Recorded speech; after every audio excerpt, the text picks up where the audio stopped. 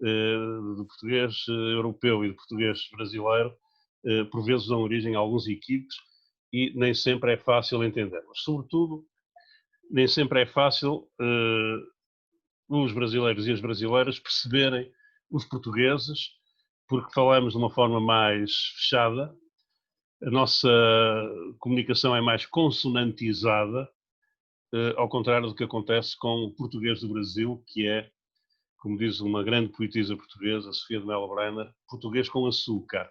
É mais doce, mais melodioso e também, por isso mesmo, mais audível. Portanto, vou tentar falar devagarinho. Eu tenho muito gosto em partilhar,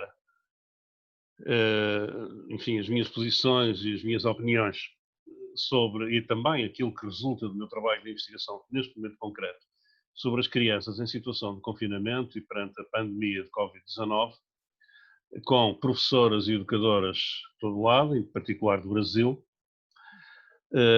porque é também a forma de algum modo, retribuir aquilo que eu tenho aprendido com os professores e pesquisadores, professoras e pesquisadoras brasileiros e brasileiras, e, inevitavelmente, depois da evocação que a Cristiano fez também de alguns pedagogos portugueses, felizmente vivos, como o Sérgio Nisa, eu não posso deixar de evocar uma grande pedagoga, uma mulher absolutamente admirável, que foi minha amiga e que é cidadã honorária de Niterói, que é a Regina Leite Garcia, que foi professora na UF, infelizmente já desaparecida, para além de muitos outros colegas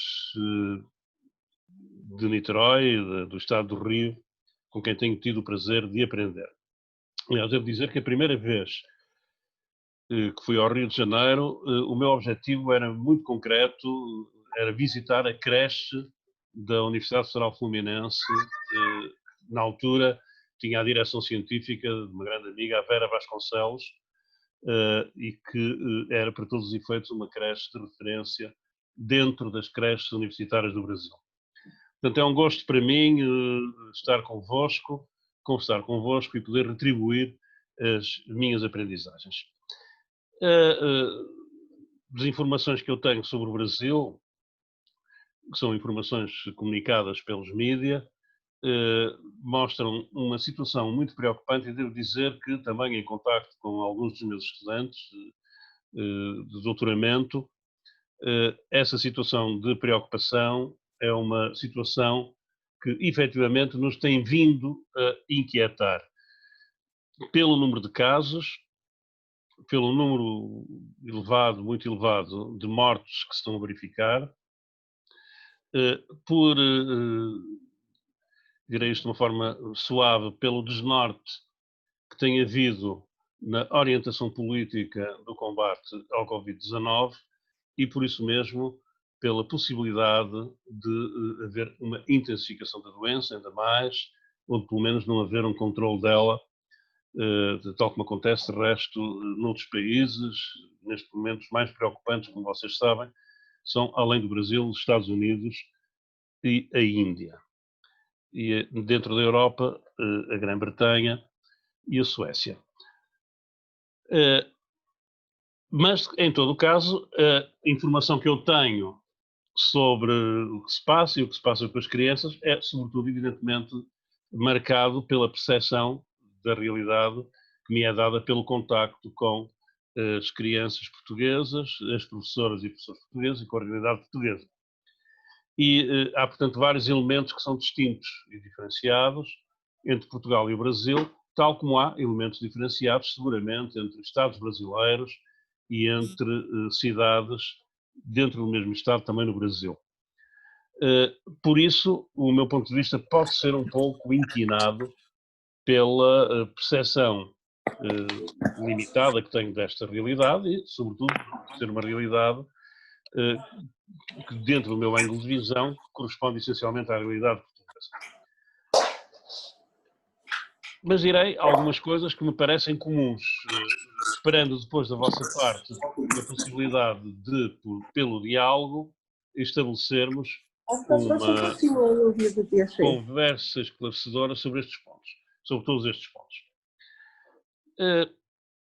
O primeiro aspecto que me parece de salientar nesta epidemia, no que respeita à situação da infância, é que ela vem acentuar de forma muito marcante aquilo que é já o confinamento e invisibilidade da infância na sociedade contemporânea. Aliás, há um livro que eu publiquei precisamente com a Vera Vasconcelos, já tem mais de uma década, aí no Brasil, chamado As Crianças Invisíveis, com o IN entre aspas, que se refere exatamente a esta situação. De algum modo, a separação que é feita pela modernidade, a partir da sua matriz europeia, final do século XVIII, continuando no século XIX e XX até aos nossos dias, separação da vida das crianças da vida dos adultos, leva a que as crianças sejam retiradas do espaço público, que venham a ocupar episodicamente e esporadicamente quando o Estado se organiza com instituições específicas para as crianças. Ou seja, a ocupação pública da infância é feita a partir de uma intervenção do Estado com instituições específicas, que é o caso, designadamente, das escolas, das creches, jardins de infância, etc. Aí as escolas adotam uma personalidade pública, adotam mesmo uma figura do aluno que se venha a construir e a, de alguma forma, representar aquilo que é a concepção contemporânea da infância pós-modernidade,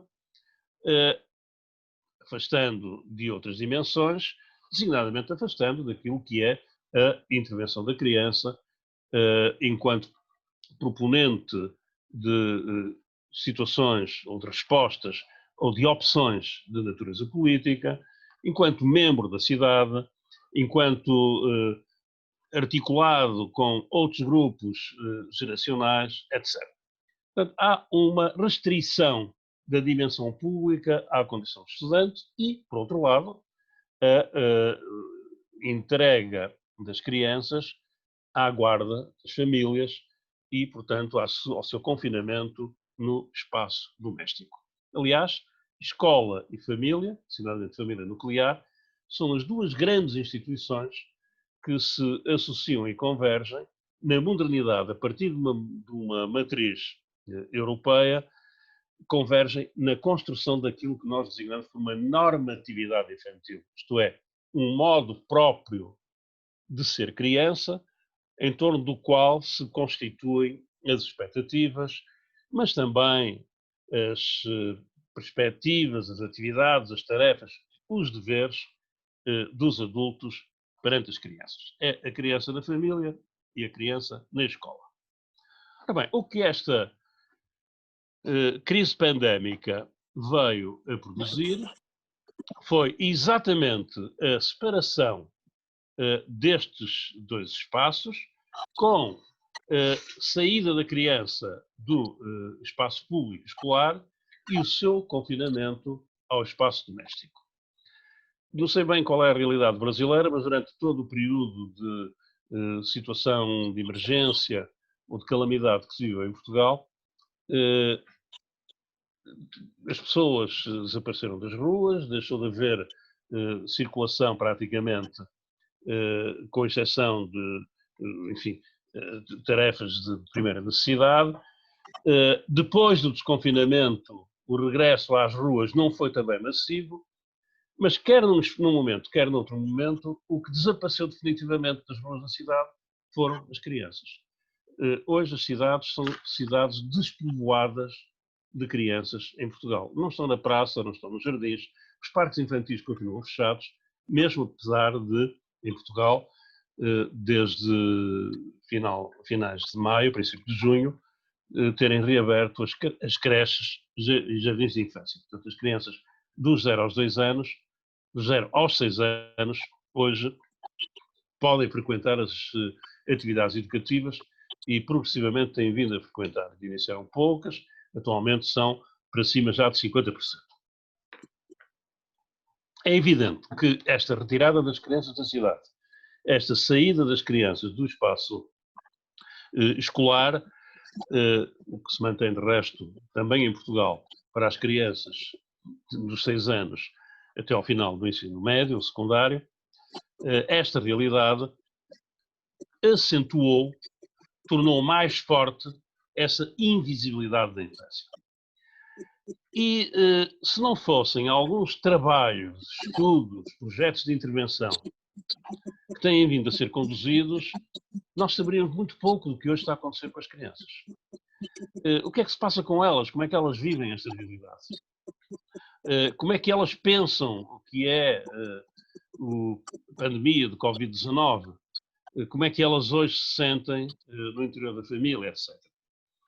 Apesar de que algumas agências internacionais e alguns estudos relativos a situações anteriores terem dito que estas situações de confinamento poderiam levar a um acentuar das situações de violência doméstica.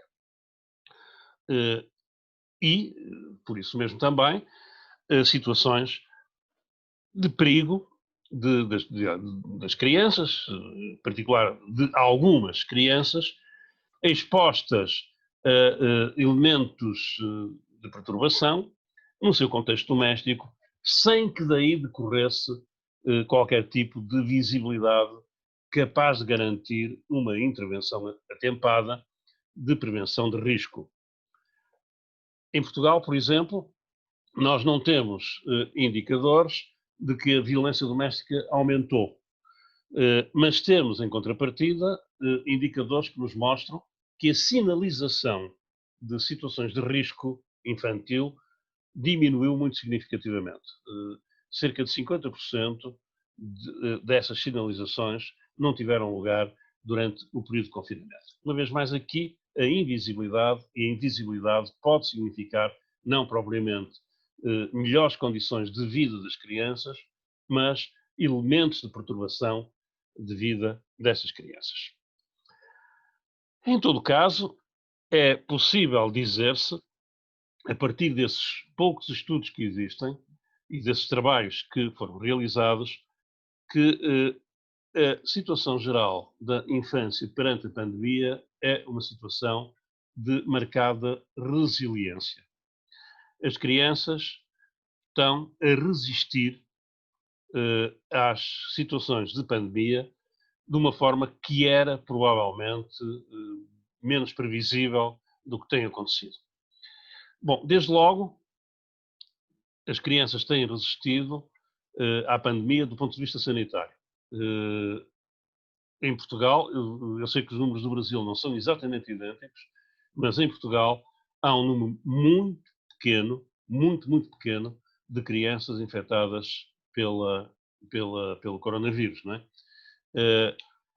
E não há nenhuma situação de morte de criança em consequência do coronavírus. Em contrapartida, são cerca de 75% das pessoas com mais de 75 anos que infelizmente faleceram no meu país em consequência do coronavírus. Portanto, há uma forte ligação estatística entre o número de mortes e os anos de idade. Algumas crianças, são poucas em todo o caso, infectadas, em geral, representam formas não sintomáticas da doença. Portanto, está aqui um elemento de resiliência, designadamente de resiliência sanitária. Um segundo elemento é a questão da resiliência psicológica. As crianças têm mostrado capacidade de viver no seu espaço confinado dentro de casa, sem uso dos parques infantis, como digo, sem frequência da cidade, e isso revela-se frequentes vezes em modos muito imaginativos de construir o seu cotidiano. Suponho que esta resiliência está muito ligada com coisas que nós temos vindo a trabalhar, que é, designadamente, a capacidade de transfiguração imaginária da realidade através do jogo simbólico, das formas brincantes das crianças, do modo como elas utilizam qualquer pretexto para se imaginarem num outro mundo, com outras funções, e, nesse sentido, mostrarem-se fortes e competentes para gerir, mesmo em espaços de confinamento. É mais discutível saber se a resiliência social das crianças se tem ou não verificado do mesmo modo que a resiliência sanitária e psicológica. E sobre esse ponto, há algumas coisas que é importante dizer. É que a crise pandémica está também associada, inevitavelmente associada, a uma profunda crise económica e a um empobrecimento da população. E é verdade que a crise não atinge do mesmo modo todas as crianças. Existe uma situação de desigualdade social que também se revela e reflete no modo como a crise atinge os diferentes grupos, classes, estratos da sociedade.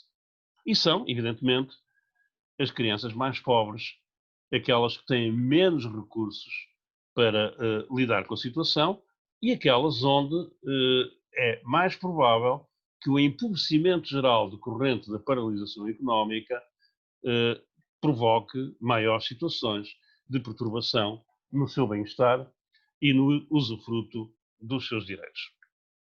E esta é uma matéria bastante importante porque é alguma coisa que, independentemente da evolução da doença, e eu julgo que a evolução da doença ainda está para durar, infelizmente, mas independentemente da evolução da doença, vai perdurar mais tempo os efeitos económicos e sociais da crise em consequência do empobrecimento geral e da fragilização da economia. Por exemplo, ontem em Portugal foram feitas previsões da União Europeia sobre a economia em Portugal que apontam para que haja uma diminuição do PIB, do Produto Interno Bruto, ou seja, da renda global do país, em cerca de 10,5% durante este ano.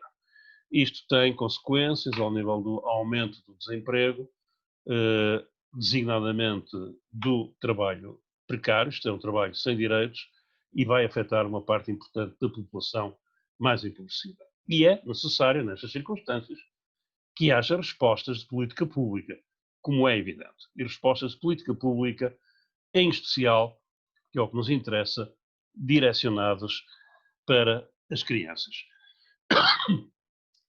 Para essas respostas de política pública, considerando estes efeitos, é necessário saber o que é que tem acontecido em situações idênticas no passado, quando ocorreram crises económicas. E há estudos internacionais sobre os efeitos na infância das crises de 1929, desde a grande crise financeira, colapso das bolsas de 1929, e depois de outras crises sucessivas, 63, por exemplo, etc. E nós temos também em Portugal, aliás, nós próprios fizemos algum trabalho nessa matéria, sobre os efeitos da crise financeira de 2008, que se viveu na Europa, nos países do sul da Europa, de uma forma muito particular, e que tiveram também consequências sobre as crianças. E há 3 ou 4 pontos, ou 5 pontos, que são absolutamente fundamentais, perante os quais temos que estar muito atentos. Isto vai acontecer, isto está já a acontecer. Um dos primeiros pontos é que o empobrecimento geral decorrente das crises económicas leva a um aumento significativo da negligência junto dos bebés. Os bebés são os primeiros a sofrer com as consequências económicas. Por carência económica das famílias, desde logo, por necessidade, muitas vezes, que as famílias têm de encontrar estratégias de sobrevivência que levam com frequência ao abandono dos bebés e, em geral, negligências do ponto de vista alimentar, higiênico e sanitário. Em todos os estudos sobre crises anteriores, verifica-se um aumento das situações de precariedade na vida e condições de bem-estar dos bebés. Um segundo ponto é a questão alimentar. As crises têm estado associadas no passado a situação de fome, eh, designadamente de fome das crianças. Torna-se, por isso, também indispensável dar uma resposta a esta questão. Isto tem a ver, evidentemente, com o facto de que as famílias, em particular famílias eh, com pessoas desempregadas, não têm meios de subsistência que permitam garantir pelo menos 2 refeições quentes diárias. Um terceiro ponto, também identificado em estudos anteriores, é o do abandono escolar. Há menos crianças a frequentar a escola e as situações de crise estão, em geral, associadas à fuga à escolaridade, em particular dos adolescentes. Se isso não acontece com as crianças mais novas, pode acontecer e tem acontecido com os adolescentes. Em quarto lugar, o aumento da exposição à violência doméstica, aspecto que já referi atrás e que, portanto, está também identificado em todos os estudos, as situações de crise social, anomia, empobrecimento, levam a perturbações de saúde mental, aspecto importante, à prática de consumos de substâncias aditivas, de álcool, a fenómenos de depressão, que estão também muitas vezes associados exatamente a essa emergência da violência doméstica. Um outro ponto que não se verificou em 2008 em Portugal, enfim, por razões específicas, mas que é comum nas crises, é o aumento do trabalho infantil. O trabalho infantil funciona como uma estratégia alternativa ao empobrecimento das populações e, portanto, também nessa matéria é fundamental que se adotem medidas e medidas adequadas. Bom, neste ponto, considerado este ponto, e considerando que nós temos já conhecimento suficiente sobre o que aconteceu no passado, torna-se indispensável encontrar respostas para todos estes problemas. E é aqui que se coloca, em particular, o domínio das políticas públicas, a sua construção, mas também a função da escola. A escola é, em muitas comunidades, em muitos bairros, a única instituição pública que tem contacto e ligação com as famílias e com as crianças. É por isso que a escola ganha, nestas circunstâncias, uma responsabilidade particular. É claro que nós sabemos, e sabemos desde há muito tempo, sabemos, por exemplo, desde os textos nessa matéria extraordinariamente importantes do Paulo Freire, que a escola pode pouco perante a crise social, perante a pobreza, perante a desigualdade. Mas esse pouco que a escola pode é absolutamente indispensável, não apenas na perspectiva do futuro, de criar outras bases para que as pessoas, as crianças, as populações possam viver uma vida mais garantida em torno dos seus direitos e do seu bem-estar, mas também no presente. Ou seja, a escola pode pouco, mas a escola não pode deixar de considerar as necessidades concretas das suas crianças, dos seus alunos, nos momentos em que essas necessidades são mais significativas. E um dos aspectos em que a escola tem podido alguma coisa nesse domínio é, designadamente, na questão alimentar. Designadamente, através do rastreio das situações de carência alimentar e do fornecimento de refeições às crianças, garantindo a sua abertura e disponibilidade para, mesmo que as crianças não estejam na escola, elas não possam, quer dizer, não se prescinda de cuidar delas do ponto de vista da alimentação. Sei que isso está a ser feito em Niterói, o professor Cristiano disse-me isso um pouco antes de começarmos, é absolutamente fundamental. Por exemplo, em Portugal, já agora, a título exemplificativo, esta questão foi uma questão, desde logo, muito assumida, quer pelos municípios, prefeituras, quer pelas organizações sociais, e organizaram-se um pouco por todo lado programas de distribuição alimentar, com rastreio das situações, identificação dos problemas, etc., que têm vindo a permitir, garantir essa distribuição, de forma que ninguém passe fome, apesar de escassos recursos que as pessoas possam ter nesta situação, por não estarem a trabalhar, por estarem desempregadas ou por qualquer outro motivo. Incluindo, portanto, também as crianças. Nesse aspecto, a escola é determinante. Pela abertura das cantinas ou pelo fornecimento das refeições em condições que permitam, efetivamente, o seu usufruto pela criança. E isto é uma questão absolutamente básica. Não se pode fazer nada sem que esta questão alimentar esteja resolvida à partida. Isto é uma responsabilidade acrescida da parte dos professores e das professoras. Agora, um problema que se coloca é, exatamente perante esta situação de invisibilidade e de confinamento das crianças, saber o que é que se vai passando com essas crianças, saber quais são as suas necessidades. E daí a indispensabilidade da articulação da escola e das professoras com os serviços públicos existentes na comunidade, seja no âmbito da saúde, seja no âmbito da solidariedade social,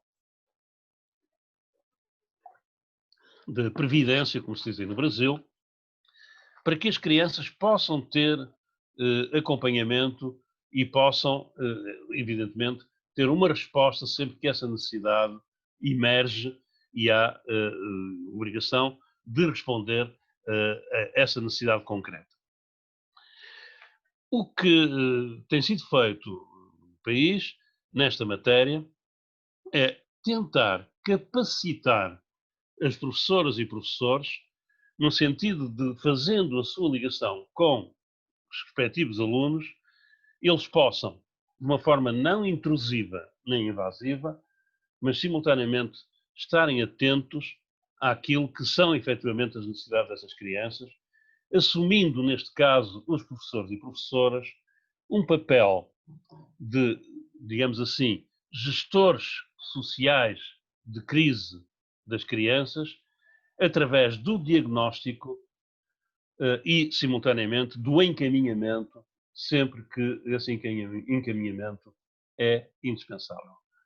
Nós temos vindo a construir alguns dispositivos de formação de professores e professoras, precisamente para que eles e elas estejam atentos àquilo que são as necessidades das crianças e possam ter as respostas adequadas em cada momento, seja no diagnóstico da violência doméstica, seja no que respeita à identificação de outros problemas relativos à saúde mental, seja ainda no inventário e resposta a problemas psicológicos ou sociais que possam emergir. Não é que as professoras e os professores possam dar resposta a tudo isto, mas é fundamental que eles, acompanhando as crianças, eles e elas acompanhando as crianças, possam encaminhar e encontrar na sua retaguarda respostas adequadas a essas circunstâncias. Se nós conseguirmos fazer este acompanhamento individualizado das crianças, talvez não consigamos responder aos problemas de empobrecimento, mas conseguiremos talvez melhor responder a um problema que é cuidar adequadamente das crianças mais pobres, das crianças mais carenciadas, das crianças com maior vulnerabilidade, para que possa aí haver efetivamente uma resposta adequada. É neste sentido que nós pensamos a construção destas políticas educativas em termos de confinamento. Nesse sentido, um dos aspectos fundamentais que os municípios tentaram resolver, eu tenho praticamente concluído um estudo sobre aquilo que foi a resposta dos municípios portugueses em Portugal, municípios portugueses nesta matéria. Um dos problemas que eles tentaram resolver foi o do acesso das crianças a formas de comunicação à distância, através da disponibilização de computadores, laptops, tabletes ou telemóveis, celulares, e simultaneamente de potenciação das redes de comunicação nas comunidades para que essa comunicação possa ter lugar. Isto é um aspecto absolutamente decisivo, porque também aqui se verifica uma vez mais uma situação de agravamento das desigualdades. As crianças que têm maior capacidade de comunicação são aquelas que têm mais recursos financeiros. As que têm menos capacidade de comunicação provavelmente serão aquelas que necessitarão de maior acompanhamento, são aquelas que têm menos capacidade financeira, portanto há menos dispositivos de comunicação à distância. Este é um aspecto absolutamente central, fundamental a resolver. Agora, outros aspectos que nesta situação da pandemia também são importantes assinalar é o seguinte. Houve, fase inicial em Portugal, uma certa preocupação, se calhar até uma certa precipitação, no sentido de fazer com que a escola interrompida, que as crianças foram para casa, pudesse, em todo caso, continuar através de modalidades de comunicação à distância, ainda que essa comunicação à distância não fosse efetivamente completamente construída e aferida por aquilo que são as metodologias mais adequadas para a comunicação à distância. O Ministério da Educação reconstruiu um projeto que tem muitos anos em Portugal de ensino pela televisão. Portanto, houve um canal de televisão pública, portanto, de acesso gratuito, que dedicou todos os dias da semana, manhãs e tardes, programas televisivos, quer com aulas realizadas no momento presencial, quer dizer, aulas realizadas em simultâneo com o seu visionamento em live, não é? Como se costuma dizer aí. Quer através de filmes, vídeos educativos, etc. E essa resposta, que é uma resposta pública, nacional, foi uma resposta, em todo o caso, digamos, remediativa, mas adequada a uma necessidade. Isto é, foi melhor ter havido essa resposta do que se não houvesse resposta nenhuma. E esse trabalho, aliás, foi um trabalho meritório. Para além disso, as professoras e os professores fizeram também tiveram a preocupação de acompanhar os seus alunos através da distribuição de materiais de trabalho, fazendo muitas vezes formas de comunicação síncrona, sobretudo através de plataformas como a Moodle ou outras plataformas, Zoom também, junto dos seus alunos, com muita frequência através também do WhatsApp, e em alguns casos, por exemplo, nas zonas rurais, através mesmo do correio. Distribuíam, para esse efeito foi gratuito, distribuíam fichas que as crianças preenchiam em casa, às vezes com acompanhamento familiar, outras vezes não, e depois recebiam o retorno dessas fichas de trabalho, faziam as suas correções, avaliação, e, portanto, houve processos de ensino que foram realizados deste modo. Há dois pontos que, desde logo, foram tematizados em torno disto de forma muito evidente. O primeiro ponto é de que as desigualdades sociais também se refletiram claramente do ponto de vista das aprendizagens nestas circunstâncias. Crianças cujo capital cultural e escolar das suas famílias era mais elevado, evidentemente tiveram maior possibilidade de ter os seus pais a acompanhar o trabalho que se realizava e realização dessas fichas, elaboração dos trabalhos feitos, etc, etc. Este é um primeiro ponto. Um segundo ponto que também se verificou é que algumas crianças, não apesar dos esforços que houve no sentido da distribuição de celulares, tablets, perderam o contacto com a escola. E, portanto, mesmo em níveis muito elementares, geralmente na escola primária, na escola, enfim, dos 6 aos 10 anos, se verificou que algumas crianças tiveram uma situação de abandono escolar. Situação que em Portugal não acontece já há algumas décadas, quer dizer, a garantia da escolaridade de todas as crianças até ao 9º ano está já realizada e consumada há vários anos e é também muito próxima dos 100% no que respeita às idades entre os 16 e 18 anos, isto é, aquilo que no Brasil se chama ensino médio e que nós aqui chamamos de ensino secundário. Mas houve abandono.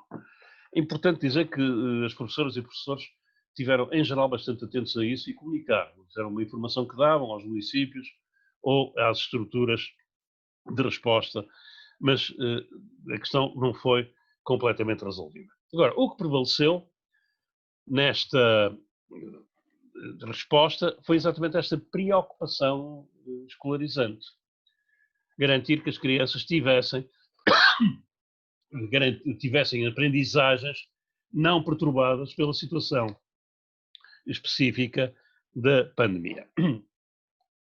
Também se viu, passado algum tempo, que esta preocupação, sendo legítima, era excessiva e que talvez fosse melhor aproveitar o tempo de um outro modo, no sentido de garantir que esta ligação fosse uma ligação que permitisse que as crianças estivessem em contacto com a escola, com as professoras e os professores, na medida do possível, com os outros colegas, mesmo virtualmente e à distância, realizando atividades que pudessem ser atividades enriquecedoras, promotoras do seu desenvolvimento, mas não necessariamente enfim, integradas dentro de uma lógica de cumprir os programas escolares.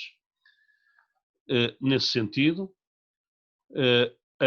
algumas orientações que foram feitas para a criação de atividades com as crianças, fossem atividades lúdicas, muito centradas no jogo, na brincadeira, na exploração do espaço, no contacto com aquilo que as cerca, as pessoas, mas também os objetos, na medida do possível a natureza, levaram a que se perspectivasse que o início do próximo ano letivo, que em Portugal não é coincidente com o que acontece no Brasil, portanto o ano letivo começa em Portugal em setembro, ou seja, no outono, tal como acontece no Brasil, só que em Portugal, no hemisfério norte, o outono é em setembro e não na primavera, o início do ano letivo tenha 5 semanas dedicadas à consolidação de aprendizagens. Portanto, as 5 primeiras semanas não serão de apresentação de novos conteúdos curriculares, mas serão momentos de consolidação das aprendizagens, designadamente das aprendizagens que este ano foram, de alguma forma, perturbadas pela situação de pandemia. Parece-me que esta é uma orientação positiva.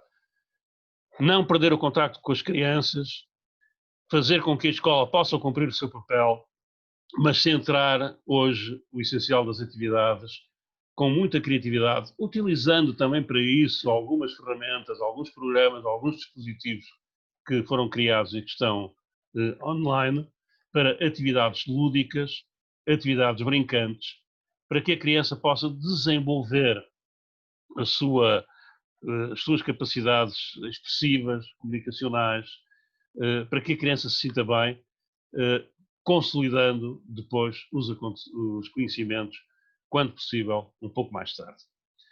Finalmente,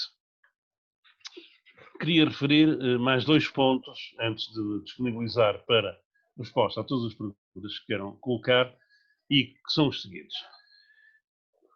Também, nesta matéria, apesar de invisibilizadas, apesar de confinadas, as crianças têm voz sobre a crise e sobre a resposta à crise e sobre a sua ligação com os outros, com a escola, com os adultos, com o mundo, com a sociedade. As crianças não são destinatários passivos da ação adulta, são elementos ativos que interpretam o mundo em que vivem, vão dando resposta a esse mundo em função das suas capacidades e competências e, em alguns casos, têm inclusive uma capacidade de influenciar o mundo que as rodeia.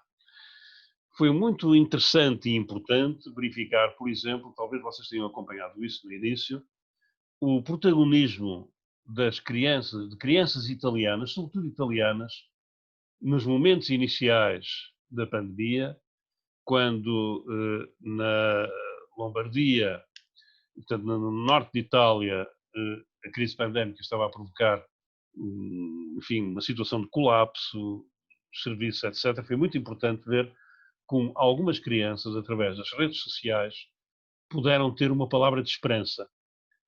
Fizeram os seus desenhos, formularam, desculpa, formularam os seus votos, exprimiram as suas intenções e criaram mensagens reconfortantes, quer para os adultos, quer para outras crianças. Em alguns casos, algumas dessas apresentações feitas nas redes sociais mostravam mesmo como as crianças se disponibilizavam como uma espécie de ninjas combativas contra o invasor, que era o vírus, e em torno da imaginação elaboraram narrativas, às vezes com suporte visual, que foram muito encorajadoras e que permitiram, em todo o caso, que a sociedade, designadamente as comunidades no norte da Itália, se sentissem mais solidárias e coesas para combater esta situação de pandemia e para ganharem esperança e confiança perante essa realidade. Este é um ponto que não pode deixar de ser salientado, é que o protagonismo infantil e a participação das crianças também se exerce mesmo em condições como estas condições de pandemia, de crise e de confinamento e invisibilidade.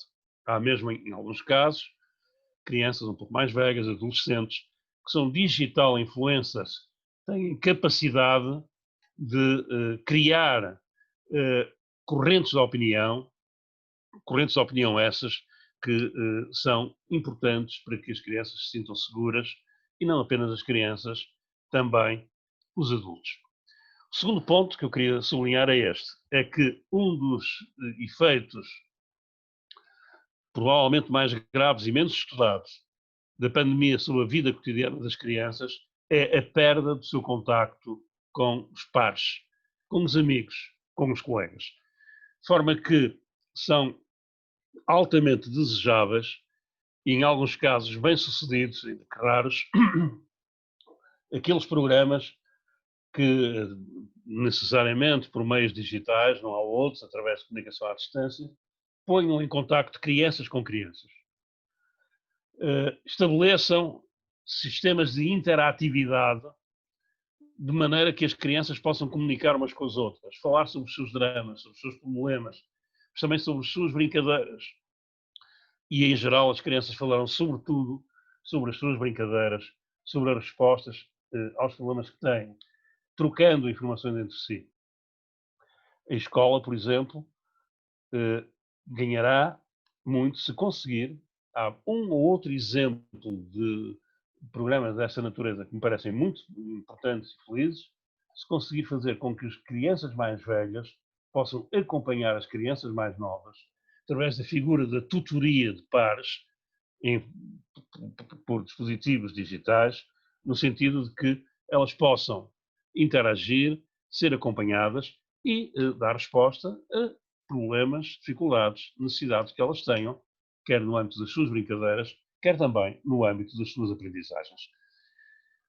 Julgo que, como acontece com as crises em geral e com os seus impactos sobre a infância, a escola, por ser a instituição pública criada pela modernidade e universalizada, modernidade europeia e depois universalizada, a escola tem um papel redobrado e uma exigência ainda maior do que é costume na intervenção social. Não é possível a escola cumprir essa função sozinha. A escola tem que se sentir e construir, e isto é uma tarefa determinante para os gestores escolares, como um elo da política social. Tem que ter laços estabelecidos com as entidades municipais, com a saúde, com a previdência, no sentido de poder atuar globalmente em torno das crianças, respondendo à totalidade das suas necessidades. Esta articulação é crítica, é absolutamente decisiva. Aí a escola compreende melhor o que pode fazer e também quais são as suas limitações. Mas o que pode fazer é essencial. E pode, finalmente, compreender de forma vivencial, de forma muito intensa, porque é efetivamente marcada pela experiência do dia, que não é possível cumprir o direito à educação sem que, ao mesmo tempo, se atue sobre a totalidade dos direitos da criança. A criança só conseguirá aceder ao direito à educação se, simultaneamente, forem protegidos os seus direitos, no que respeita designadamente ao seu desenvolvimento, mas também se a criança puder participar naquilo que é o seu bem-estar individual e no bem-estar coletivo. E esta articulação, esta política de fazer da escola um elo da política social é essencial exatamente para esta compreensão da criança como sujeito de direitos. E eu ficaria por aqui, talvez, apesar de as minhas preocupações, não fazer uma intervenção demasiado centrada na realidade que conheço melhor, não tenha sido completamente atingido, e por isso mesmo estou à vossa disposição. Cristiano vai fazer a moderação de responder a todas as perguntas que me queiram fazer, estabelecer os diálogos que considerem adequados em função das vossas necessidades, da vossa experiência e daquilo que vos pareçam que possa ser útil da minha parte, contribuir para que efetivamente possamos ter crianças mais protegidas e também crianças mais protagonistas dos seus próprios direitos. Muito obrigada, professor Sarmento. A quem interessar também, o professor tem publicado, né, algumas considerações, né, artigos online, não é? Estão disponíveis no site chamado ProChild Collab, que ele é um dos que gerencia. Eu sei que a Lilian Garcia também tem acompanhado esse trabalho, eu também tenho acompanhado, então quem tiver interesse, acho que também pode visitar o site ProChild Collab, eu vou colocar aqui no chat. E destaco na fala do professor Sarmento, no que me cabe como gestora, como superintendente de ensino de uma rede, a importante articulação de instituições da cidade, não é? Nesse caminho de enfrentamento da pandemia, nós não podemos caminhar sozinhos, e não estamos caminhando sozinhos, né? Nós estamos numa conversa muito próxima com a Secretaria de Saúde, Secretaria de Assistência Social, porque realmente só a educação não dará conta. Então, essa articulação ela é fundamental, e eu agradeço muito ao professor Manuel Sarmento por trazer essa contribuição na sua fala. Mas eu gostaria de abrir para os colegas que estão aqui, já tem uma pergunta da Soimara, não é? Soimara já fez uma consideração, mas também tem uma pergunta. Todos que quiserem ter uma fala, nós estamos chegando às 16 horas. Eu acredito que uma meia hora, tudo bem, professor Manuel Sarmento? Uns 30 minutos de conversa, pode ser? Com certeza, faz favor, com certeza. Tá bom. Então, Soimara, eu começo com você, e quem quiser, por favor, coloque aqui no chat que eu vou chamando. Passo a palavra, então, para a Soimara.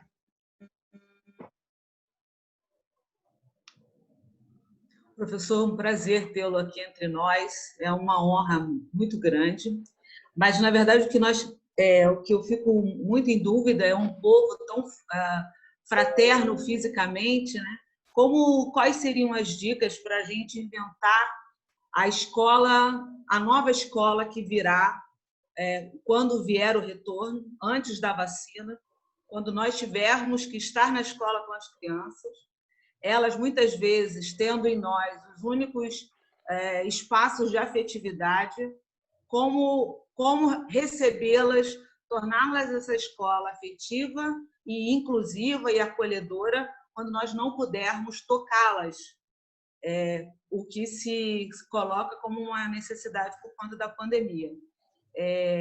Realmente essa é uma angústia, saber como recebê-las, querer recebê-las, mas não poder tocá-las num povo que precisa se tocar para se sentir amado. Essa é a minha questão. Muito obrigado, Luziane.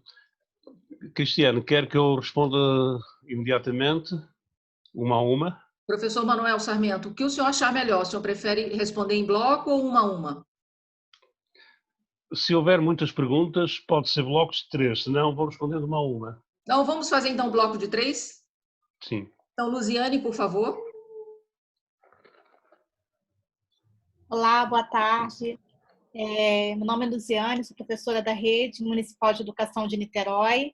E uma questão que eu fiquei pensando é nessa perda do contato com os pares, né, que a gente tem conseguido até articular com as famílias esse contato maior, mas colocar as crianças entre elas nesse contato tem sido muito difícil. Até porque o senhor coloca nessa questão do atendimento individualizado, mas essa desigualdade é tão grande que algumas famílias a gente sequer consegue contato. Uhum. Não tem nem um telefone celular. Então, a gente convive também com uma realidade assim.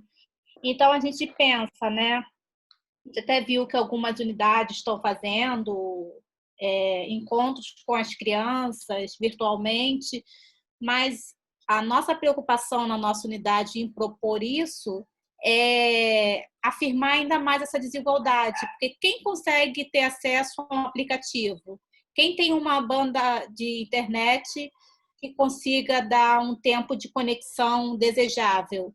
Porque, pela pesquisa que nós fizemos da comunidade, que nós estamos inseridos, a maioria dos responsáveis tem acesso à internet pelo celular e é um plano de dados muito limitado, que geralmente é para redes sociais. Então, nesse contexto, nessa realidade, fica a nossa questão, né? Como que a gente consegue fazer isso, né? O nosso contato maior hoje tem sido o WhatsApp. E no WhatsApp as crianças conseguem mandar áudio, eles mandam foto. É o máximo que nós temos conseguido fazer de contato, mas realmente é uma coisa que tem nos inquietado muito, que a gente gostaria bastante de conseguir reunir essas crianças, mas não temos condições para tal.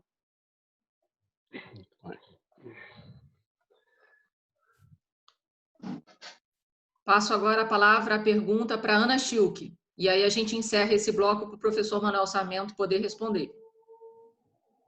Boa tarde a todos. Boa tarde, professor Sarmento. Um prazer tê-lo. Prazer. Muito bom estar aqui contigo. Eu queria que na sua fala, tenho trabalhado um sentimento de luto muito grande, assim, no sentido de que o projeto de educação infantil, de interação e brincadeira, eu acho que até uma vacina ele está perdido. Porque mesmo os protocolos... E aí tem uma diferença grande de Braga para cá, inclusive, né? Eu tenho contato com algumas pessoas daí, vocês já não estão andando de máscaras nas ruas, pelo que eu ouvi falar, agora só em lugares fechados, né? Aqui a gente está, em Niterói, que tem feito um trabalho importante, a gente e trabalha com uma cesta para falar em aberturas. Acho até interessante, Cris, a gente discutir isso com os professores, né, as escolas, entender essa cesta. O nosso índice mais complicado é a evolução da doença, a disseminação da doença. Então, ela ainda está transitando muito forte, né? Então, assim, se houver um retorno, quando houver esse retorno, o distanciamento social, como a colega já colocou, vai ser uma marca do nosso trabalho. Então, assim, queria entender, e até eu nem sei se tem resposta, né? Mas, assim, problematizar a oportunidade de estar com os colegas, assim, como a gente consegue fazer isso, né? Não só virtualmente, mas quando chegar o dia de estar lá, né? Como trabalhar com criança de 2 a 5, que é a escola onde eu estou, em que as crianças vão ter que limpar um brinquedo quando for trocar, né? Então, se um brincou com o carrinho, o outro for pegar o carrinho, antes tem que higienizar. Então, assim, e chamar atenção para 2 outras coisas. Uma coisa que eu acho que é fundamental e que a educação não está ocupando lugar, pelo menos no Brasil, é que, como a gente já falou, tem essa questão do uso de máscara, pelo menos aqui. Eu não vejo a gente sem máscara antes de dezembro.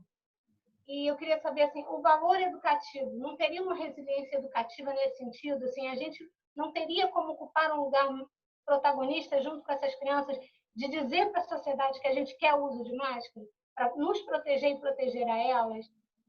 E finalizando, eu fico por aqui mesmo, tá bom? Obrigado. Obrigada pela atenção.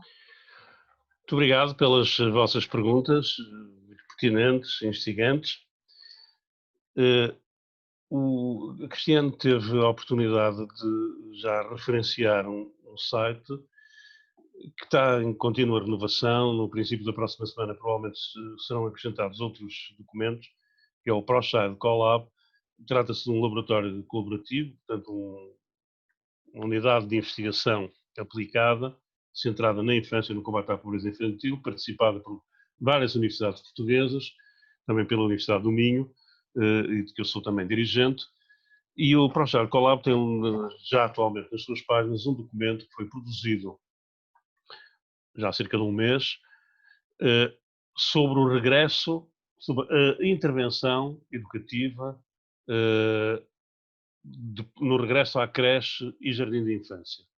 Eu tive a oportunidade de coordenar esse trabalho, foi um trabalho participado por vários pesquisadores de várias universidades portuguesas e por pesquisadores do ProChild Collab, e onde estão apontadas várias indicações concretas. A intenção foi mesmo fazer uma coisa muito pedagógica, muito clara nas suas orientações sobre a retoma e o regresso às creches e jardins de infância. Como eu vos disse, em Portugal, as creches e jardins de infância são o único segmento do sistema educativo que está em funcionamento, com exceção, já agora, dos anos, das disciplinas de exame terminal do ensino secundário, ou seja, do ensino médio.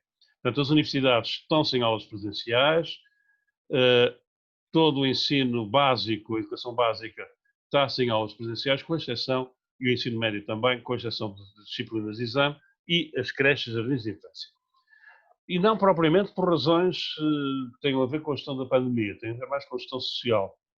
Ou seja, durante o período de confinamento mais estrito, entre março e final de maio, as famílias com crianças a seu cargo foram dispensadas de trabalho presencial, entraram em teletrabalho e receberam financiamento do Estado para esse efeito, quando essa situação se colocava. O regresso ao trabalho presencial levou a que, estando as crianças sem a família, não sendo desejável o seu contacto com os avós, em função da elevada letalidade da doença nas pessoas mais velhas, portanto, houve a abertura das creches de infância. Aquilo que era, por exemplo, o parecer dos pediatras, dos médicos pediatras, era de que não deveriam ser as crianças mais novas as primeiras a regressar à escola, exatamente pela impossibilidade de se adotarem as medidas de distanciamento físico, de algumas medidas também de higiene respiratória, etc., que são necessárias para combater a pandemia.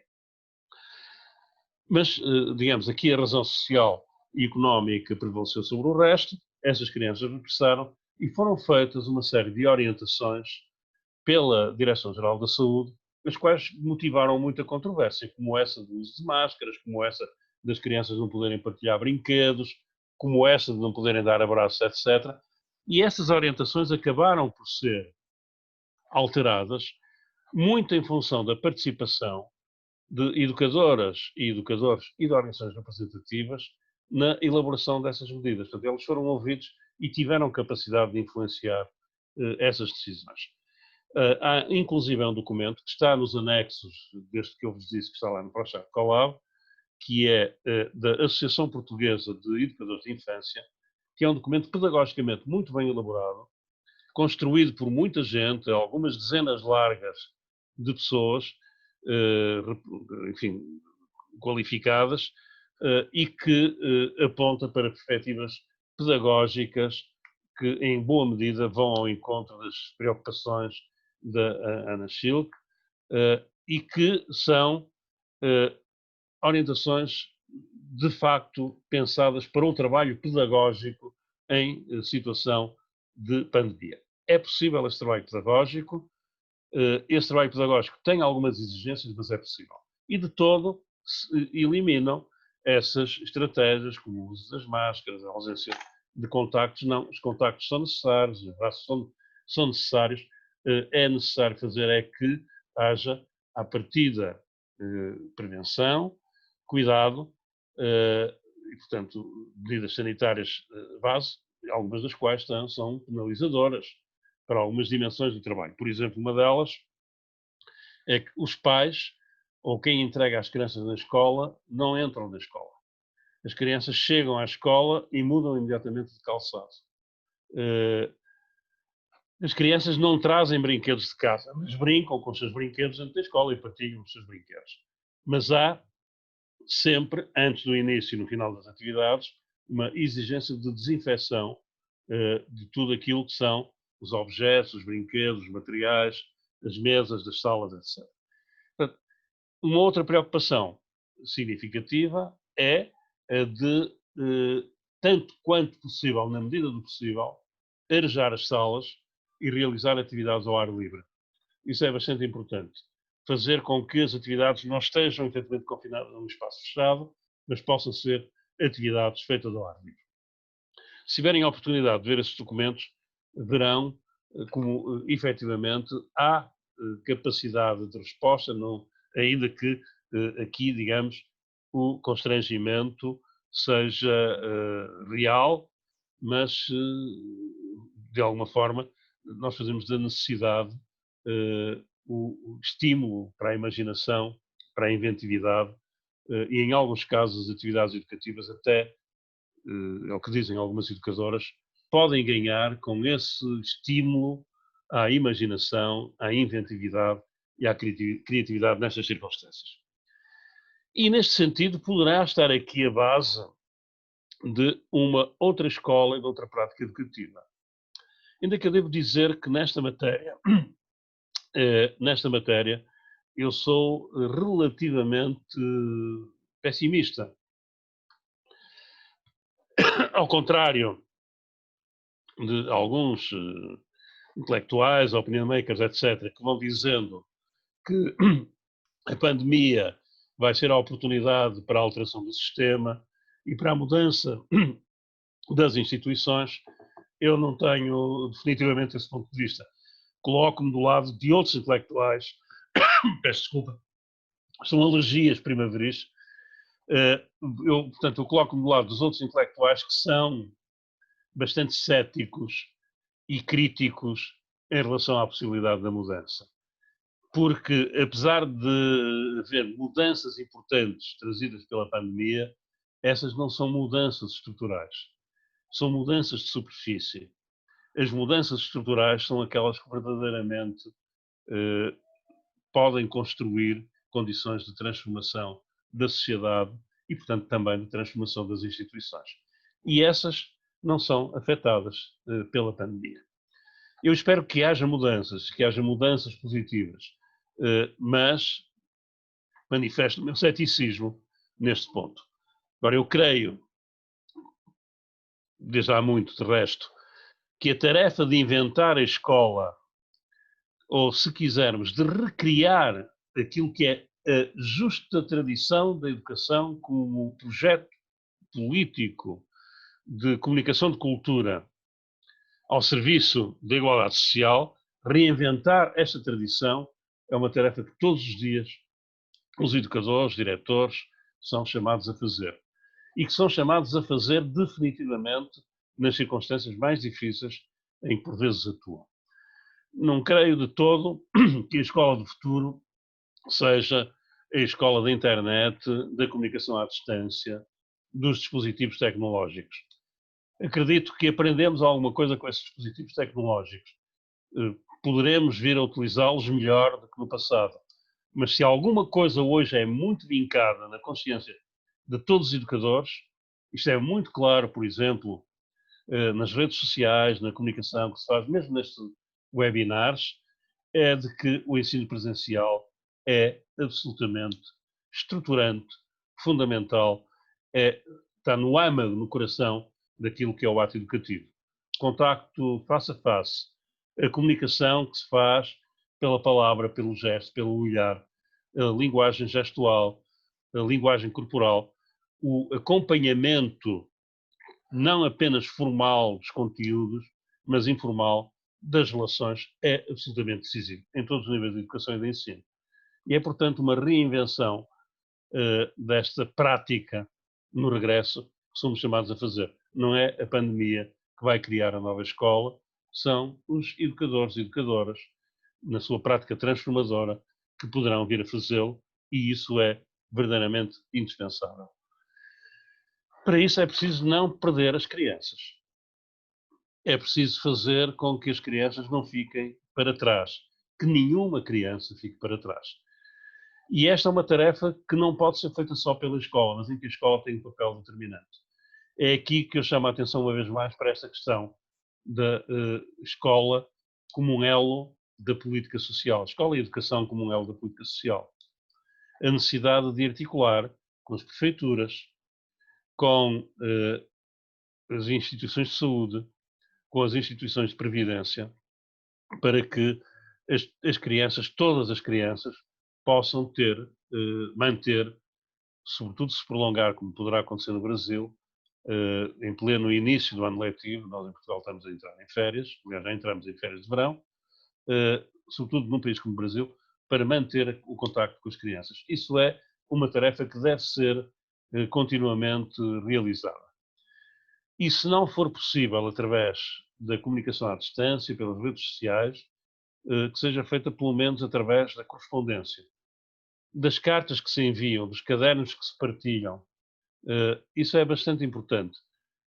Essa experiência, por exemplo, nas zonas rurais do interior de Portugal, foi bastante interessante ver como todos os dias os carteiros distribuíam os cadernos das professoras, recebiam as fichas dos alunos, porque não havia possibilidade de comunicação, porque não há em alguns lugares, em algumas aldeias, em algumas casas mais isoladas, sequer rede de comunicação. Sem prejuízo do esforço que tem que continuar a ser feito pelas prefeituras para que todas as pessoas, na medida do possível, tenham disponibilidade de acesso à internet. Este problema coloca-se, evidentemente, como disse a Luziana muito bem, sobretudo nas crianças de meios mais pobres, em comunidades mais fragilizadas, mais precárias. Mas também se coloca mesmo em famílias da classe média. Portanto, uma das coisas que, por exemplo, o confinamento trouxe, o teletrabalho, é que, por vezes, ou até os 2 computadores que existiam em casa não eram suficientes, porque o pai tinha que estar com o computador, a mãe tinha que estar com o computador, então as crianças... Bom, aí houve apelar à imaginação, à distribuição dos horários, à utilização, que foi muito generalizada, do celular, do WhatsApp, sobretudo, que é a comunicação à distância, e, portanto, a criação de chats no WhatsApp com as escolas. Aqui as professoras tiveram um papel determinante. Elas tiveram que inventar processos e dispositivos para chegar onde seja possível chegar. Agora, estou persuadido, Luziano, que a escola não consegue chegar a todas essas crianças. Que o problema das desigualdades digitais, como manifestação mais genérica das desigualdades sociais e com a expressão das desigualdades escolares, é mais visível numa situação como esta em que nós vivemos. E é aí também que os poderes públicos devem ser mais pressionados para responder aos problemas. E se for possível, da parte dos poderes públicos, das prefeituras, etc., ter um gestor social, alguém encarregado de saber o que se passa com todas as comunidades, com todos os bairros, e para que ele possa ser também uma figura de referência e, portanto, possa ser ele próprio o mediador desta comunicação, melhor ainda. As nossas experiências mais sucedidas, designadamente, no nosso caso, a experiência que temos acompanhado mais diretamente, que é o município de Guimarães, aqui no norte de Portugal, são experiências em que os gestores sociais de crise foram absolutamente determinantes, porque são a figura que, estando no terreno, estabelece a mediação entre as famílias e as respostas sociais, serviços da sociedade organizada, para responder a necessidades como essas, de alimentares, ou de meios de comunicação à distância, ou outras necessidades que, entretanto, se colocaram e que têm, portanto, vias de comunicação diferenciadas. Isto quer com a população adulta, população idosa, temos muitos idosos isolados, por exemplo, que vivem sozinhos em casa, quer com as crianças também.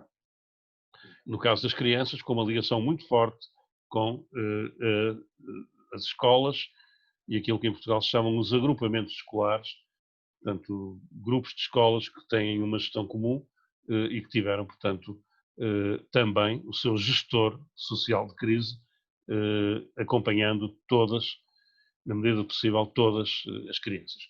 Um aspecto importante, isto é uma recomendação também para a Cristiana e para a coordenadora Andreia Diniz da Educação Infantil, que é o acompanhamento formativo e a supervisão dos professores e educadores, através de dispositivos de comunicação à distância, de formas de comunicação que não sejam cansativas, maçadoras, mas que sejam, em todo o caso, formas, espaços de expressão das necessidades, de acompanhamento, mobilizando recursos, por exemplo, na área da saúde, etc., para dar resposta aos problemas que os educadores e os professores têm muitas vezes e que isto tem desde logo um outro efeito, é que se houver um programa de comunicação semanal através de respostas a problemas que se colocam nessa gestão da crise organizada pelas prefeituras, isto vai desde logo fazer sentir às professoras que estão mais seguras, podem estar mais sustentadas do seu trabalho. É claro que isto é mais fácil de fazer em municípios mais pequenos, em municípios muito grandes, acredito que sejam algumas centenas ou até milhares de professores, não sei, há que puxar pela imaginação, mas em todo caso, esta linha de garantir uma retaguarda que reforce, apoie, dê respostas e supervisione, parece absolutamente essencial. Muito obrigada, professor Manuel Sarmento. Eu passo, então, a pergunta para a Márcia Aide, que tem uma pergunta para fazer para o professor, e logo depois a Fran Cipriano, que me parece que é a sua orientanda, e a Adelaide. São as 3 próximas perguntas. Muito bem. Boa tarde a todos. Obrigada pela oportunidade, a EAP, Cristiane, Sandra e todo mundo lá da equipe. Excelente conversa. Muito obrigada, professor. E eu queria saber de uma coisa prática, né? Primeiro, antes de perguntar, só reiterar a fala de que a escola presencial ela é insubstituível. Acho que é tão importante a gente ouvir isso nesses dias. E eu queria saber sobre como é que está acontecendo em Portugal o deslocamento das crianças, a ida de casa à escola e da escola para casa, porque a gente que vai estar lá dentro da escola recebendo, só para a gente ter como uma sugestão, até para as nossas experiências aqui, por favor. Obrigada. Muito bem. A Fran Cipriano, por favor. É o nome que aparece para mim, tá? É Fran Cipriano, nem sei se é esse o nome mesmo. É Franciele. Pronto. Franciele. Olá, professor. Olá, Franciele. Estás falando de Portugal, não é? Sim, estou aqui em Caldas da Rainha, assim como todos que foram afetados pela pandemia. Eu, como estudante e também no intercâmbio, vamos dizer assim, também tive afetada por essa pandemia, mas pronto, também tive a orientação do professor via e-mail, né? Não estou nesse contexto de estar vulnerável nesse sentido, né? Tenho meu celular, meu telemóvel, tenho minha rede, então consigo estar em contato com o professor. Mas, claro, financeiramente a gente sabe também o quanto que afetou todas as famílias e eu me incluo também nessa condição. A minha pergunta, então, primeiro agradecer ao professor pela oportunidade e por estar aqui nesse webinar e por ouvir a fala do professor, que é sempre muito explicativa, muito boa, então agradecer. Bom, no contexto, então, da minha pesquisa, primeiro apresentar para os colegas, né, eu sou assistente social no Brasil, é o contexto do CAFAP, então é o nosso Centro de Apoio Familiar e Aconselhamento Parental, que também fica na cidade de Guimarães, no município, né, freguesia, enfim, Portugal. Então, no contexto, estávamos fazendo uma pesquisa e agora também com toda essa questão da pandemia, minha pergunta para o professor é tentar perceber, o professor falou na fala da questão do contato entre os pares, então das crianças que perderam esse contato com os pares, e eu aqui quero só, também sinalizar a falta desse contato com o outro pai, né, em caso de divórcio, essa questão da parentalidade, então, com a família externa. Então, claro, as crianças perderam contato com os pares e muitos dos outros contatos, né? E tentar perceber agora nessas pesquisas o que o senhor acha, né? O que o professor vai... qual aspecto aí que está mais gritante ou mais importante, além da escola, o que essas crianças vão poder experimentar, né, na questão da falta de, talvez, desse período de tempo com relação à saúde ou com relação, bom, a educação a gente já falou, mas com relação à assistência social. Esses gestores sociais que o professor falou agora, eu achei muito importante, né, que é o elo entre as instituições, a escola, então faz ali esse preâmbulo. Então, pronto, é uma dica, é uma provocação também, deixar aqui para me saber o que numa pesquisa agora talvez seria importante sinalizar, né? É isso. Passo finalmente, então, para a Adelaide, depois teremos mais um grupo de 3 perguntas. O professor Manuel Sarmento responde esse grupo e depois a gente tem mais 3 perguntas. Então, Adelaide, por favor.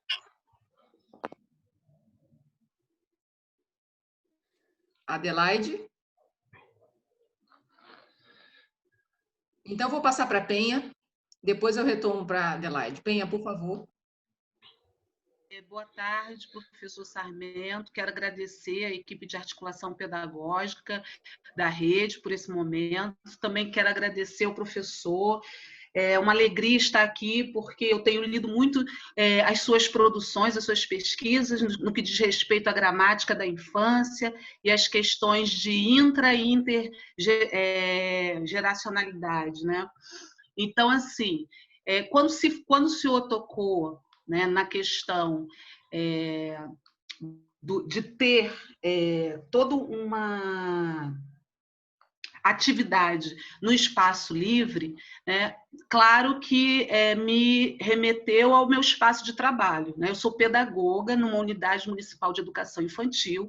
Quem trabalha na rede sabe que os espaços de cada escola são muito diferentes. A realidade da minha escola, ela é no alto do Morro da Cocada, num contexto de grande vulnerabilidade e também que se refere também à própria questão da violência. Então, assim, nós não temos pátio, a gente tem um espaço muito pequeno, né? Na verdade, a instituição são 4 andares, é um espaço muito pequeno na varanda e atrás um pedacinho que as crianças tentam aproveitar.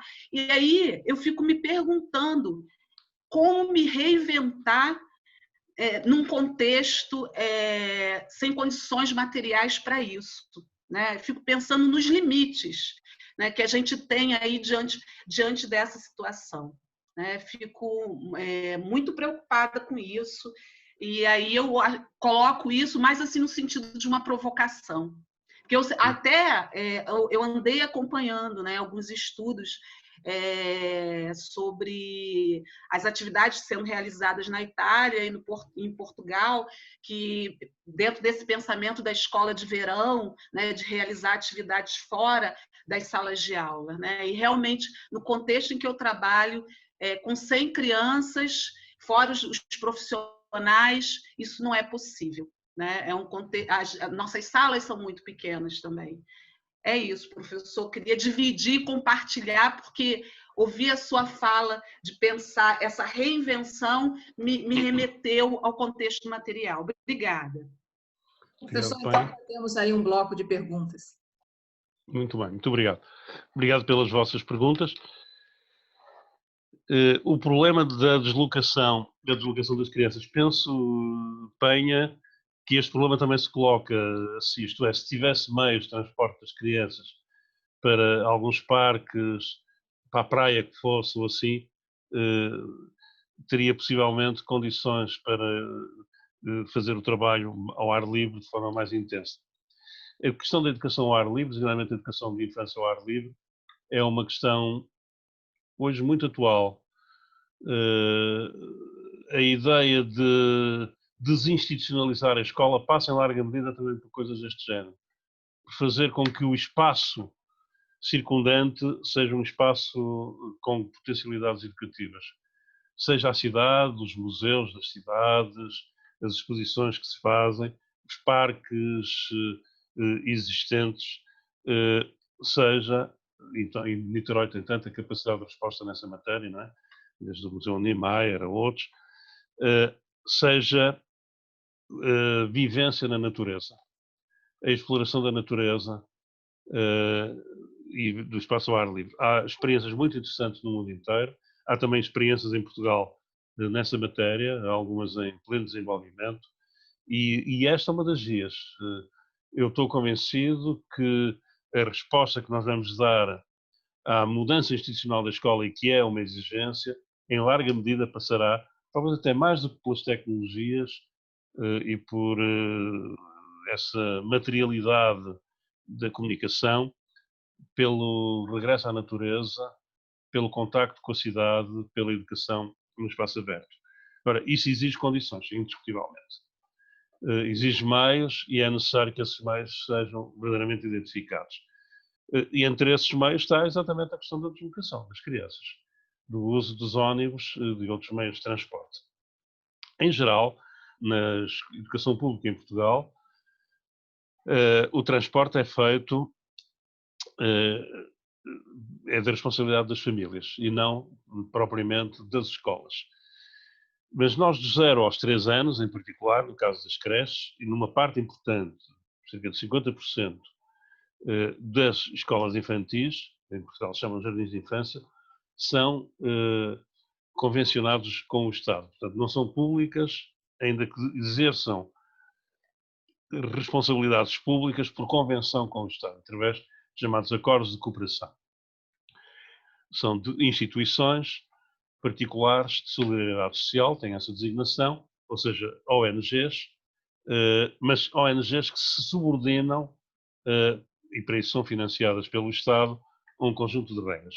Essas ONGs, que têm a totalidade das creches, em geral, têm meios de transporte próprios. E, portanto, garantem a circulação de carrinhas.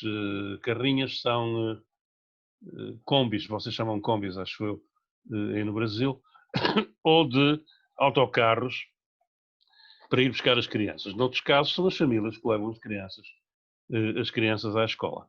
Portanto, num momento como este, em que poderá haver dificuldades acrescidas, há também um esforço acrescido por parte das entidades administrativas locais, em particular pelas juntas de freguesia, que é uma entidade administrativa existente em Portugal e que coincide basicamente com a eletiva, democrática, portanto são órgãos eleitos, coincidem essas entidades com aquilo que no Brasil se designa por bairro, mais ou menos. E essas entidades administrativas, portanto as juntas de freguesia, com frequência disponibilizam também elas próprias o transporte, encarregam-se elas do transporte dessas crianças. Também nesta matéria penso que é necessário encontrar respostas locais capazes de garantir essas deslocações das crianças na medida do possível. Admito, em todo caso, compreendo perfeitamente os comentários feitos, que nem sempre isso seja possível e que as condições materiais sejam muito limitadoras dessa possibilidade. Relativamente à questão levantada pela Franciel, é uma questão extremamente interessante. Nós em Portugal temos algumas estruturas de articulação entre as famílias, designadamente as famílias que entraram em ruptura por qualquer motivo, e as crianças, e cujo processo de regulação das responsabilidades parentais não está ainda definitivamente estabelecido pelos tribunais. Ou então, quando está, é um processo conflitual, litigioso e, portanto, continua a haver intervenção judicial nessa matéria. Essas estruturas são, dentro da segurança social, as chamadas equipas de direito civil que estabelecem a regulação parental, ou as equipas multidisciplinares de apoio aos tribunais, também feitas por assistentes sociais e psicólogos da segurança social, ou então são outro tipo de equipamentos chamado CAFAPs, são Centros de Apoio Familiar e acompanhamento parental, e que entraram também em situação de teletrabalho, na generalidade, no período de confinamento. Uma das responsabilidades que estas estruturas têm é de serem aquilo que se designa por ponto de encontro familiar. Quando a criança está em processo de regulação, ou já está regulada, mas há uma situação de conflito, em situação de guarda partilhada, portanto, o pai e a mãe têm responsabilidades parentais, alternando a guarda da criança, os CAFAPs são intermediários. Portanto, são os espaços que fazem todo o trabalho no sentido de tentar garantir que a criança não é prejudicada por essa conflitualidade parental. Como é que se faz isso em situação de teletrabalho e de confinamento? Também se faz à distância. Nós estamos neste momento precisamente a fazer um levantamento daquilo que são as práticas existentes no âmbito dos CAFAPs a nível nacional. Portanto, é um estudo que está a ser conduzido, está a ser conduzido pelo laboratório, para o Charcolab, com entrevistas a todos os CAFAPs. Eu creio, em todo o caso, Franciel, que talvez seja útil também nesta matéria a realização mais profunda de um estudo de caso, portanto, o acompanhamento de uma situação, para saber quais são os dilemas, os problemas, as dificuldades, os recursos encontrados, designadamente nesta situação pandémica. Portanto, nesse sentido, julgo que não haverá uma diferença muito grande em relação àquilo que tu estás a estudar. Trata-se, porque é também um estudo de caso, trata-se de adaptar a estas circunstâncias. Na medida do possível, e esta é uma questão central em toda a investigação com as crianças, não ignorando as crianças como porta-vozes do seu próprio ponto de vista. Isso é bastante importante, que a voz das crianças possa ser ouvida numa pesquisa sobre esta como sobre outras matérias. Vou passar, então, a pergunta agora para a Sandra Souza, professor Manuel Sarmento, que foi a pessoa que disse que eu tinha que ir a Portugal e não podia perder a oportunidade de conhecer o senhor. Ela foi orientada da Carmen Sanches, então a palavra é a Sandra agora. Muito bem. Então, boa tarde a todos. Inicialmente, agradecer ao professor Manuel Sarmento por essa oportunidade de diálogo com a gente. Agradecer a Cristiane também, né, que estreitou e construiu caminhos para que essa conversa estivesse acontecendo. E aí nós temos lido sempre muito nos seus trabalhos, né, sobre a questão das crises, de uma institucionalização da infância, uma reinstitucionalização da infância, e agora a gente tem um momento de crise, né, que essa crise pandêmica.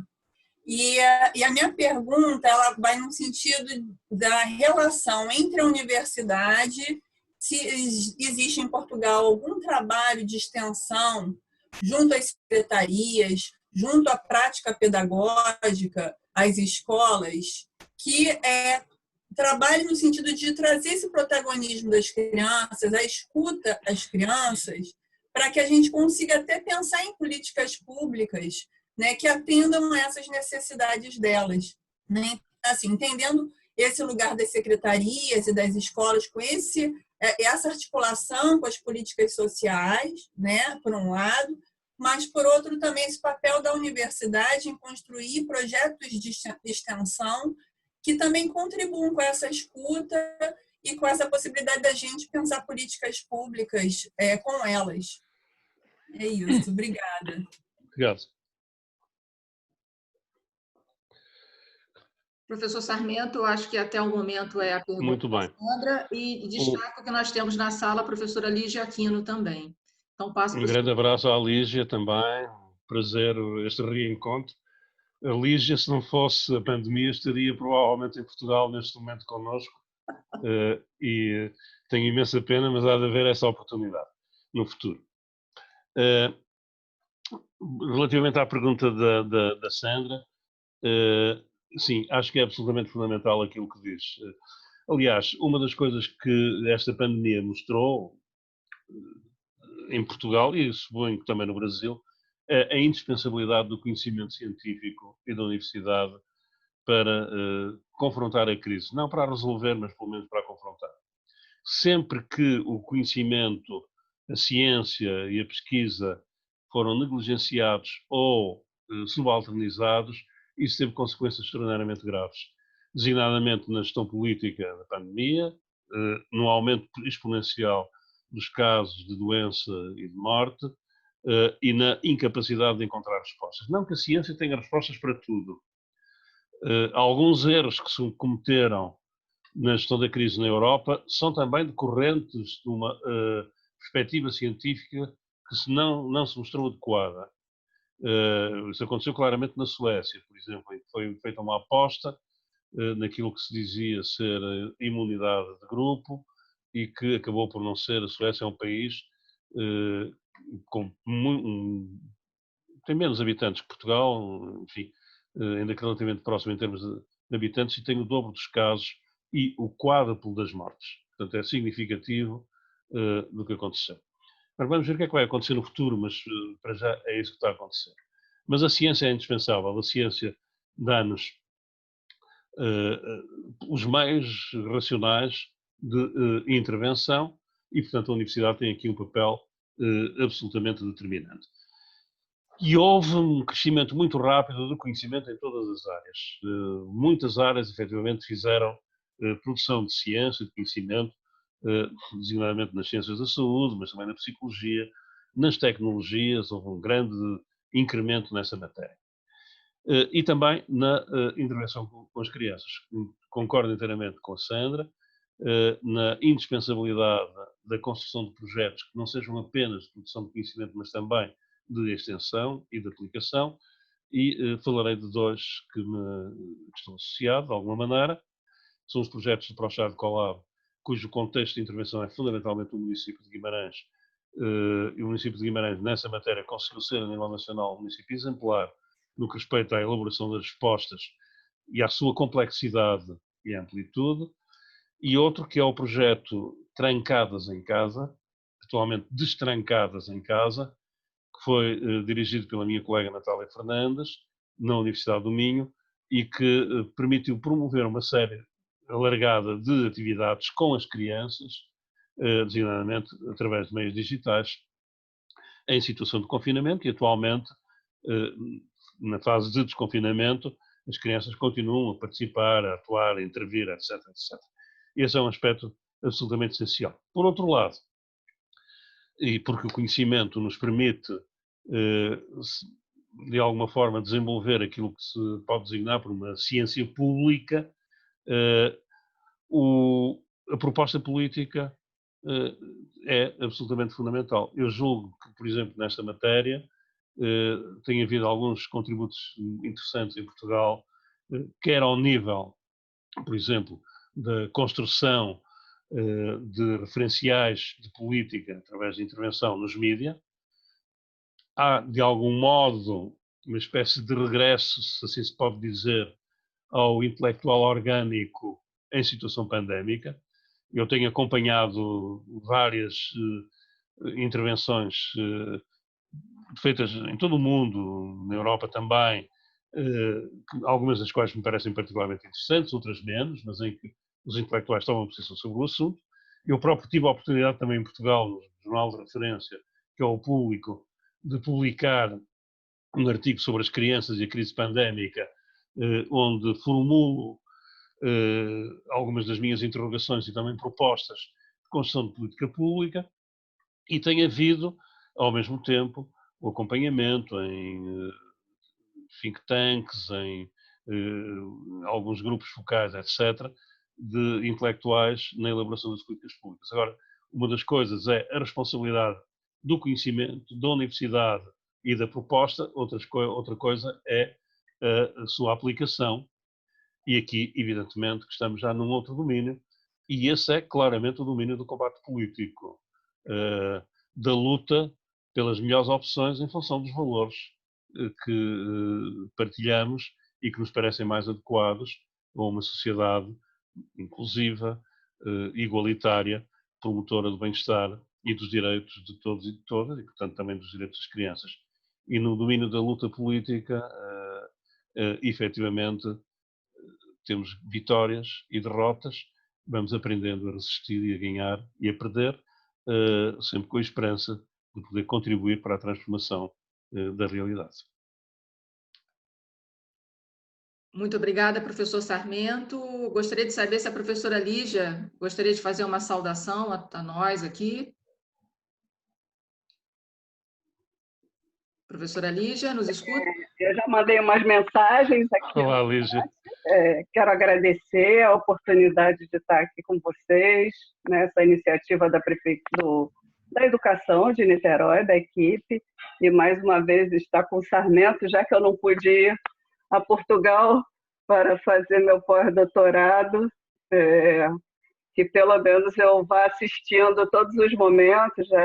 Já teve a outra sobre as universidades e a pandemia também, estive assistindo o Sarmento, foi muito boa aquele ciclo. Eu acho que é importante a gente criar esses espaços de diálogo, né? Conhecer outras experiências e prosseguir. Então, agradeço muito. E, Sarmento, eu espero que a gente tenha outras oportunidades também de estar mantendo esse diálogo. Eu tenho acompanhado seus textos, de Natália também, tem trazido muitas contribuições. E Niterói, como sempre, essa rede aí superativa, bacana, compromissada, né, fazendo esse trabalho bonito e contribuindo não só para a população de Niterói, mas para essa educação e a infância, né, a defesa da infância. Muito obrigada e parabéns. Foi muito bom te ouvir, viu, Sarmento? Muitas questões interessantes que você trouxe. Muito obrigado, Lígia. Um abraço aí à distância. Claro, a toda a gente. Muito obrigado e vamos continuar esses contactos à distância e presenciais. Não perdemos a esperança de nos reencontrarmos um dia destes, seja em Guimarães, seja aí no Rio. Seguramente vamos continuar esse contacto. E também as minhas felicitações à rede de Niterói. Eu comecei por dizer no início que a minha primeira visita ao Rio foi exatamente à creche da Universidade, da Universidade Federal Fluminense, por convite da Vera Vasconcelos. Na altura era ainda professora na UF. E, portanto, desde aí, uma ligação muito forte com Niterói, com os colegas, quer da UF, quer atualmente da Universidade Federal, da Universidade do Estado do Rio de Janeiro. Perfeito. Gostaria também de ressaltar, quer dizer, na verdade, um destaque, a Luziane Patrício, ela é diretora na UMEI Regina Leite Garcia. Então, nós temos um UMEI com o nome Regina Leite Garcia em homenagem, né? E a Luziane é diretora nessa escola. Eu acho que a gente está caminhando para finalizar o nosso encontro, e aí eu gostaria de saber se tem alguma pergunta. Acho que a gente pode abrir para apenas uma pergunta a mais, até porque a gente o professor Sarmento já está há um bom tempo com a gente. É claro que nós gostaríamos de ficar muito mais tempo, mas em respeito também à agenda dele. Se ninguém tiver nenhuma outra pergunta, eu vou fazer as minhas palavras de encerramento. Tudo bem? Então, professor Sarmento, Manuel Sarmento, desculpa às vezes a informalidade, professor, essa informalidade. Não, claro. Me perdoe, de forma alguma é um desrespeito, pelo contrário. Não. Então, agradeço imensamente, professor Manuel Sarmento, pela presença. Me sinto honrada também com a presença da professora Lígia. Você trouxe importantes contribuições, como sempre, mas eu não vou fugir ao que tem me marcado nessa minha trajetória, de tentar, de alguma forma, trazer um pouco de poesia nessa despedida deste momento, né? Primeiro, registro a minha gratidão ao senhor e a todos que estão aqui. E como é importante momentos como esses, onde a gente estreita laços com Portugal, não é? Pensando a educação, as infâncias, mas muito mais do que isso, veja como esse momento uniu tantas pessoas queridas e que nos afetam tão positivamente ao pensar a educação. Então, nós temos aqui a professora Lígia Aquino, que, honestamente, quando eu dei entrada à professora Lígia, eu achava que era uma professora da rede, Lígia de Aquino. Depois é que eu vi que era Lígia Aquino. Então, eu fico muito grata à vida por essa oportunidade de podermos conversar sobre as nossas pesquisas, a nossa militância política, porque educação é política, não é? É uma luta que nós temos, muita valentia, né, pelo direito das crianças, mas também dos professores, dos profissionais de educação, e ver tantas pessoas queridas reunidas aqui. muitas que eu não conheço, honestamente, mas eu vejo tantas trajetórias inscritas nesse encontro. Então, eu gostaria de trazer, né, como uma forma de finalizar esse momento, além da minha gratidão, a poesia dos encontros. E para além da poesia dos encontros, a poesia do reencontro. Mais uma vez, um reencontro muito feliz com o professor Manuel Sarmento, que não me deixa esquecer da importância da generosidade. Ele sempre muito generoso no acolhimento àquele outro que chega, seja ao seu gabinete ou seja num momento como esse. Gostaria de também ser grata à poesia que a professora Lígia Aquino traz para a gente quando ela vem com esse sentido de camarada, uma pessoa extremamente afetuosa, calorosa com todos nós e dando importantes contribuições ao pensamento também da educação e das infâncias. Então, nesse momento, eu quero registrar a minha imensa gratidão à vida por ter me permitido encontrar junto com vocês, celebrar junto com vocês um reencontro tão rico e tão afetuoso com o professor Manuel Sarmento. Então, recebo o nosso abraço, professor, e espero, sim, que um dia eu possa reencontrá-lo e dar um abraço de verdade, no bom estilo brasileiro e com calor português. Tá ok? Então, fique aqui registrado o meu agradecimento e a desculpa por se algo não ocorreu como nós gostaríamos, mas foi o máximo que nesse momento a gente pôde fazer. Tá bom, pessoal? Professor, guarde o nosso abraço. Até uma próxima. Muito obrigado, Cristiana, e um grande abraço. Um abração. Muito obrigada. Um beijo enorme, Lígia. Deus então. Obrigado, Lígia, também. Tchau, tchau, tchau. Tchau a todos. Muito obrigada. Obrigado.